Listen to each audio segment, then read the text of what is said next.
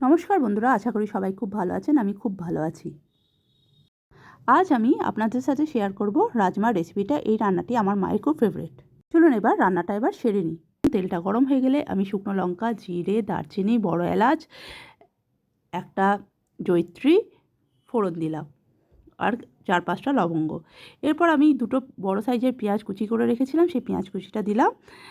পেঁয়াজটা হালকা ব্রাউন হয়ে গেলে আমি দুটো ছোটো সাইজের টমেটো, আদা রসুন পেস্ট, একটু নুন দিয়ে আমি খুব ভালো করে কষাবো। তারপর দেব আমি হলুদ গুঁড়ো, জিরে গুঁড়ো, ধনে গুঁড়ো, একটু গরম মশলা, কাশ্মীরি মির্চ পাউডার আর লাল লঙ্কার গুঁড়ো অল্প।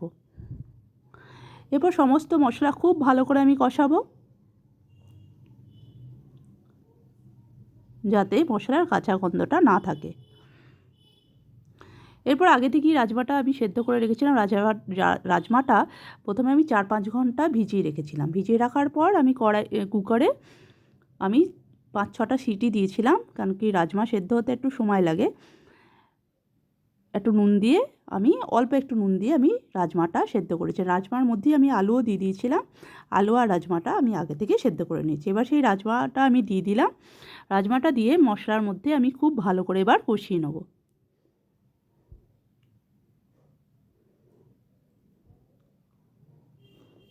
এরপর দিলাম আমি একটু গরম জল। টেস্ট করে দেখেছিলাম, একটু নুন লাগবে, নুন দিলাম। দেবো একটু ধনেপাতা, একটু চিনি আর গরম মশলা।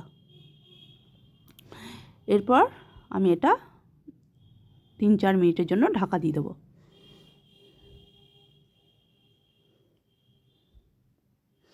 এটা অবশ্যই এইভাবে একবার ট্রাই করে দেখবেন, দুর্দান্ত লাগে। আর আমার রান্নাটা দেখার জন্য থ্যাংক ইউ। আর লাইক, শেয়ার, সাবস্ক্রাইব করতে ভুলবেন না প্লিজ। ব্যাস, রাজমা আমাদের রেডি। এরপর ওপর থেকে একটু ধনেপাতা আর আগে থেকে একটু ঘি গরম করে রেখেছিলাম, ঘিটা দিয়ে আমি ঢাকা দিয়ে দিলাম। দেখুন কালারটা কত সুন্দর এসছে। রান্নাটা দেখার জন্য থ্যাংক ইউ।